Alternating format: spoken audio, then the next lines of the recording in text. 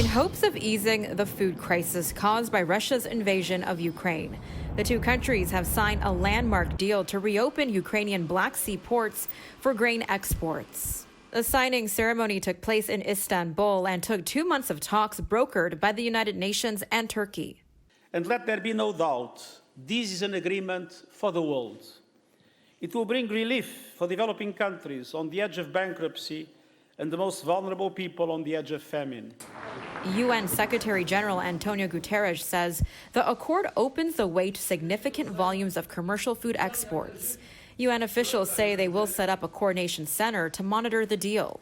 UN staff will also monitor the loading of grain into vessels and will help navigate a pre-planned route through the Black Sea. This initiative must be fully implemented because the world so desperately needs it to tackle the global food crisis.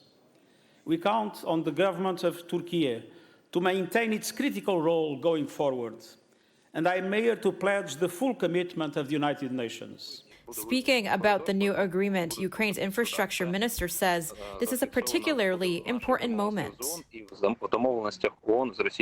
He says, "This would be fixed in our agreement with the UN and in the agreement of Russia and the UN that no Russian ship or airplane will approach this corridor."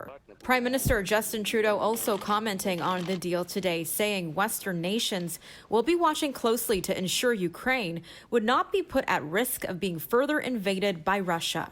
The G7 is working closely with partners like Turkey and others to ensure that we can get that grain out of Ukraine and to places around the world where it's needed without putting at risk Ukraine's sovereignty and protection. That's what we'll be watching very, very closely to make sure that this does not put Ukraine further at risk. A blockade of Ukrainian ports by Russia's Black Sea fleet has trapped tens of millions of tons of grain in silos and stranded many ships. The deal will be fully operational in a few weeks and will be valid for 120 days. Melissa Nakhavoly, City News.